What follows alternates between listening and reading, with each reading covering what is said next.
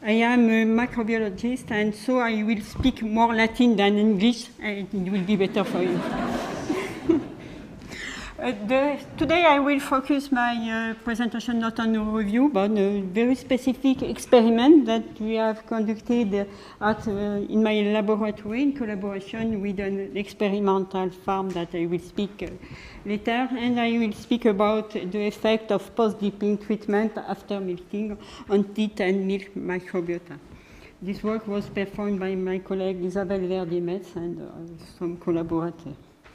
In first, this study was conducted in the context of a French program named FLORAC, and Françoise Monsallier will speak more tomorrow about this project. This project was made in the framework of a French network named Fromage de Terroir, and the objective of this project was to get high-quality raw milk cheese by favoring microbially giving an interest as possible in the milk production. And in this project, we have three different approaches. We have a sociological approach, and it was to analyze the actor behavior who face new strategies in milk production, not only an hygienic practice, but to take into account microbial biodiversity. The second important point of this project is education, because we think that it is important that milk producer and cheesemaker share the same knowledge about microbial ecology, and we have developed some tool to exchange with the milk and cheese producer. And the third point is the technical approach, and you have developed diagnostic tool of breeding practice, microbial analysis, and you try to get knowledge about source of microbe and effect of fatigue and milk quality. And my presentation today will focus on this, get good knowledge of the effect of post-dipping treatment on teat and milk microbiota. Why to study teat treatment? Generally, when you speak to cheesemakers, they don't know teat. Sometimes they know, sometimes they don't know. The milk microbiota is strongly influenced by an overall practice management system, and it is not one practice that makes microbiota. It is a mistake to study only one practice. Today I do that in this study, but it is a mistake. And it is difficult to identify the influence on one practice. It's a mix of practice to do the milk microbiota. But nevertheless, it had been shown by some French colleagues, that a teat surface is a potential direct source of microorganisms for farm milk, that the teat microbiota depend on the age of animals and clinic practice, and teat care and watching, as well as disinfection of the milking equipment, are of primary importance for milk microbiota. And today we have focused our experiment of post-dipping treatment, because we think post-dipping treatment is important to protect the teat, and the technicians and producers are very confident with post-dipping treatment. They are not ready to omit them in their practice. And in the study performed in Cantal area by Monsallier and all, it was shown that there are a lot of products that can be used as post-dipping treatment: lactic acid, and salicylic acid, chlorhydrin, cosmetic, essential oil, iodine products, probantuol, and the most important one is iodinidine products. And it is why in this study, in an experimental farm in Marsena, in Massif Central area, you have compared the microbiota and teats and milk according to three different post-dipping treatments: the classical one, iodinidine products, the treatment with glycerol, and no treatment. It was an experimental, I precise, experiment. It was an experiment.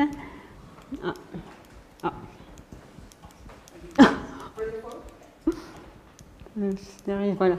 In this experimental farm at INRA, we have 75 Derico divided in three homogeneous groups, the same proportion of primipar in the herd, the same ratio of Montbéliard and Holstein-Frau, the same killing date, and the same feeding of animal, but not in the different groups.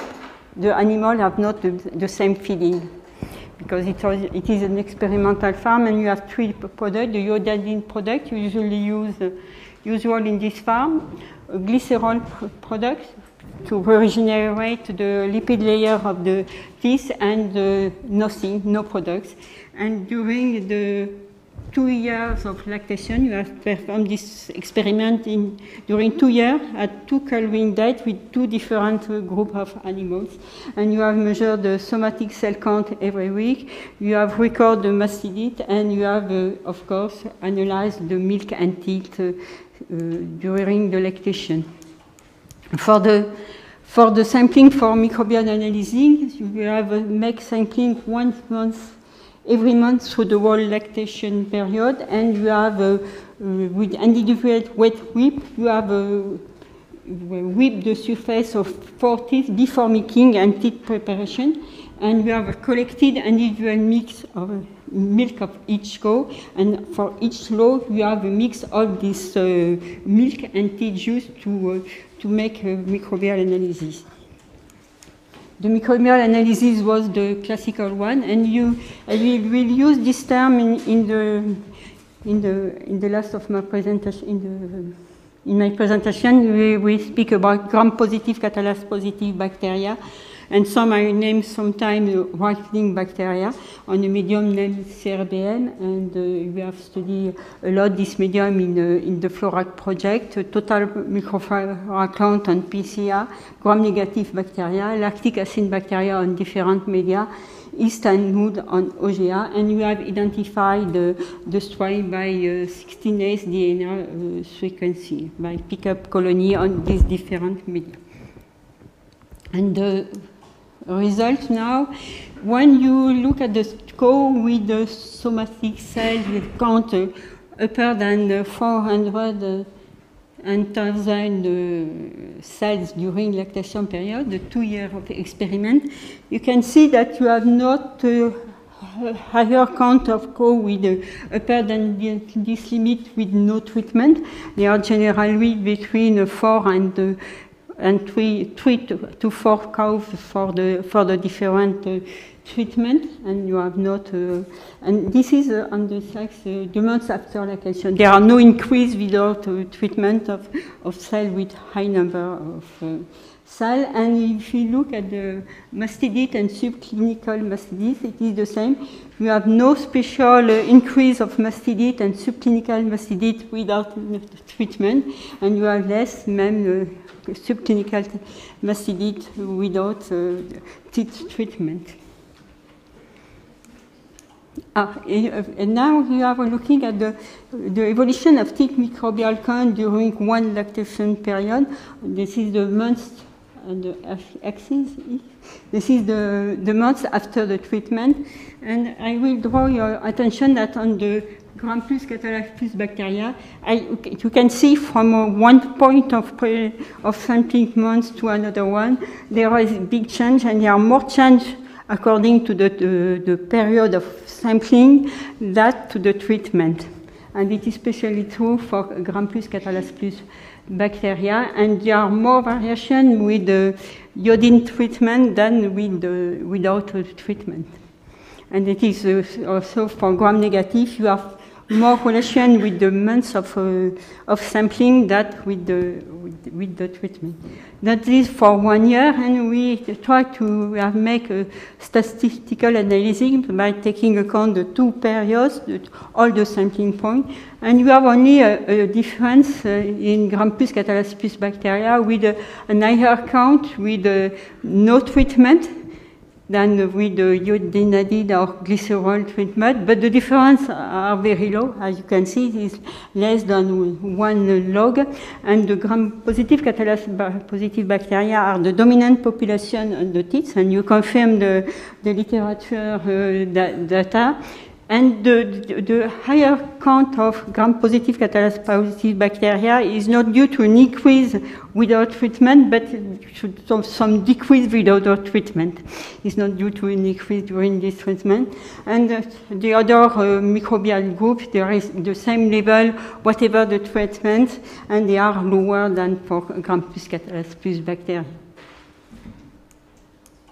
if you look at the milk, you will see that there is no great variation, and like on the teeth, there are more variation according to the sampling point than to the treatment.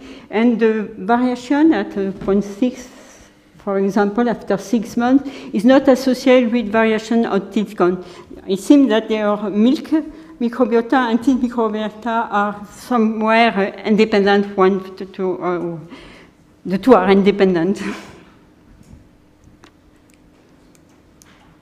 And if you look at if you compare the different treatment of the milk microbial count, you can see there is no significant difference between the treatment. And in the milk, you have a better balance. You have the same proportion of gram-positive Catalyst+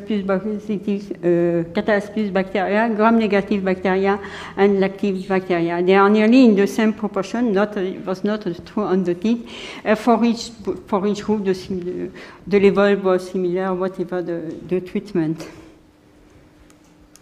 Now I will try to show you some microbial biodiversity of Isola on the different media. You have not a global overview of analysis. It will be for the future.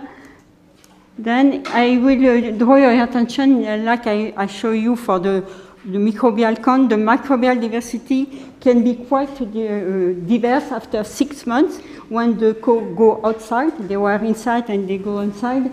And in summer, you can see that the profile of gram-positive Catalyst+ bacteria, I will give the name later of this bacteria, is quite different. Here you have a dominance of Staphylococcus, and at 6 months, you have more a balance between different genera, Agrococcus, Plantibacter, Microbacterium, Corynebacterium, and so on. Then you can see there are one lactation period, you have variation, not with the treatment, but with the period.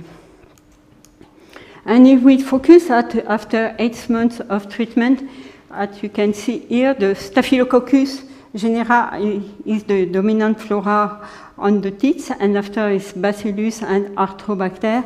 And you have a tendency to have more Staphylococcus without treatment than with the glycerol or iodine treatment. And you have also more diversity with the glycerol treatment, and you can see you have Macrococcus, Micrococcus, Agrococcus, Zesa, Curtobacterium, and Cochuria. You don't find in other treatments except in without a treatment. And you have also a dominance of Geode Gallicoccus with a iodine treatment that we don't find in Plantibacter. We found the Plantibacter after. That is the dominant population. Maybe there are some subdominant population that you haven't not detected. And in the milk, you show the milk after 6 months of treatment and 6 months after the beginning of the experiment, after 8 months, you can see that there are more similar profile in gram-positive Catalyst+ bacteria than on the teeth, and there are more stability in the dominant population than on teeth use. And whatever the treatment, Staphylococcus, Microbacterium, Cochuria only at month 8, Brachybacterium and Corynebacterium were the dominant population in the milk.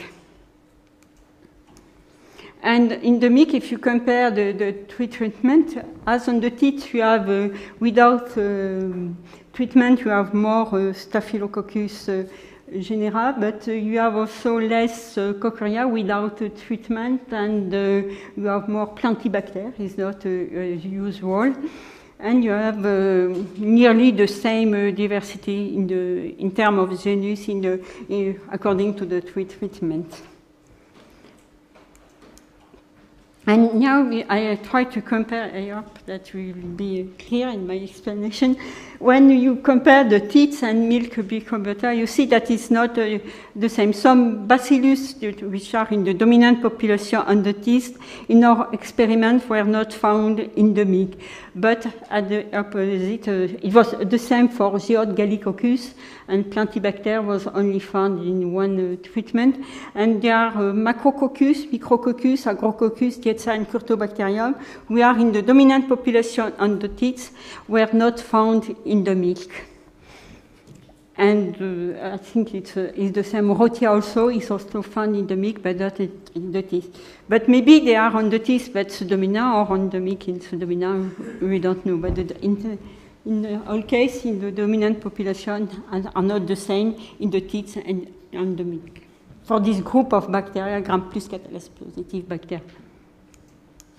And now we try we have analyzed at different sampling points the teeth and milk, and in fact, whatever the treatment and sampling date, we have always Staphylococcus are dominant in the teeth and in the milk, and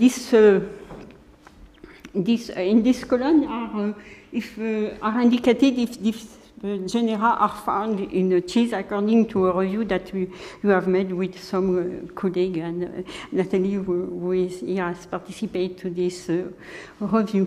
And as you can see, Geothalicoccus was not found when we are on the line. It is found on the milk at 8 months. No, it was found on the teeth at 8 months, but not on the milk.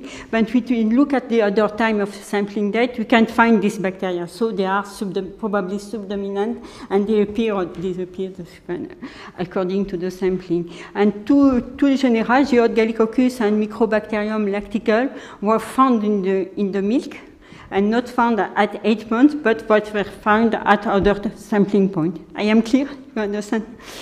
And for Plantibacter also, we find these in the semi-dominant population that we can find in the milk, but Plantibacter has never been described on the cheese.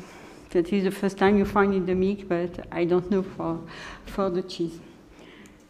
Now, there are a lot of genera found in the teeth and never found in the milk. All these genera are found in the mix on the teeth in our experiment, but was never found in the milk according to the review that we have made, except some Bacillus, Dietza, Trichococcus, Salinococcus, Clavibacter, Exogobacterium, and some are found in the cheese, but most of them I don't know. Maybe Rachel will speak more about some of these genera. You can discuss about this microbial biodiversity. Now, I would like to focus on Staphylococcus, because I think you can only say Staphylococcus genera, because it is this genera is very diverse, and you have a lot of species inside this genera, and you have some of them have no interest for cheese, for example. Yes, they have an interest for hygienic quality of cheese, but no interest in terms of technology. For example, Staphylococcus aureus, and you can find on the cheese and on the teeth and on the milk. In our experiment, you found a lot of Staphylococcus debris. This species has been found on teeth, on milk, but it had never been found in cheese. And for the other one, I don't know if there is an interest. I think no. Staphylococcus hominis, Staphylococcus hemolyticus. The most interesting for cheese are Staphylococcus saprophyticus, Staphylococcus xylosis, Vitulinis, and Staphylococcus ecorum. This stuff can be found on the teeth, it can be found on the milk, and of course they are an interest for the cheese. And we have also some Staphylococcus, we are not present never on the teeth, so they have another origin. I have time? So, undesirable Staphylococcus may be present in milk and not dominant in on-teeth surface juice. If you look now on the I will show you some view of gram-negative bacteria which are present on the teeth. On the teeth, there are the dominant gram-negative bacteria are Stenotrophomonas, Pseudomonas, Pantheroia, and Enterobacter, and there are no difference according to the treatment. Like no difference, no more gram-negative when you have no treatment than when you have some. But it is interesting to see that in the milk you have a great diversity, more diversity in the milk than on the teeth, and you have a lot of genera in milk, and you can see the dominant population in milk are Neutrophomonas and Chryseobacterium. Yet Chryseobacterium has not been found in our experiment on the teeth, but in the literature it had been found on the teeth. And also you can find on the teeth an interesting flora for cheese making is Aphnia alvi. And Aphnia alvi is sometimes used as starter culture, and you can find on milk, but you have never found it, according to the literature data, also found in the milk. And you can find Cistrobacter, Delphtia, Klebsiella, Ochrobacterium. And as there is no difference with treatment from juice, you can see there will no difference in the milk. And then we can show here, as for the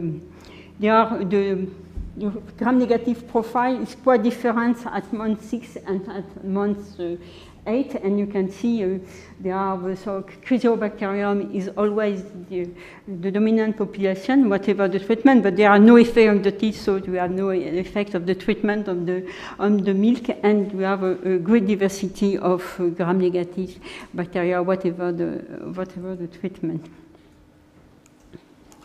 And I will just for the lactic acid bacteria, it's nearly the same, because on the teeth, the dominant population, there are two dominant populations, Aerococcus and Enterococcus. But on milk, it's quite different, because you have Lactococcus, Lactobacillus casei, Enterococcus, and Aerococcus in a good balance, and you have less Aerococcus.